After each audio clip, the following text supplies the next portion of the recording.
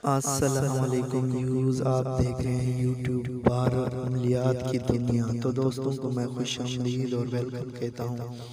तो प्यारे दोस्तों, आज का मैं जो अमल बताऊँगा ना, वो है किसी भी आंटी हो चाहे लड़की हो, जो भी हो, जिस पर भी ये अमल करना चाहोगे ना, वो तड़पती हुई।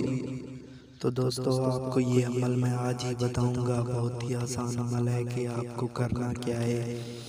सबसे पहले जो है ना, आपको मैं डिटेल से बताऊं कि पहले सबसे पहले आपको लेना है एक मोर का पंख और दूसरा लेना है कबूतर का पंख, ठीक है ना। और तीसरी बार आपको लेना है एक लड़की की एक पाँव की मट्टी और दूसरी तरफ अपने पाँव की एक मट्टी। और फिर उसको जो है ना ऐसी जगह दफनाना है जहाँ पे वीरान जगह हो, तो वहाँ पे आपको जलाना है। उसके बाद जो है ना ये अमल पूरा काम करेगा। तो इसके बाद मैं आपको और बताता हूँ कि इसकी इजाज़त और लेनी है।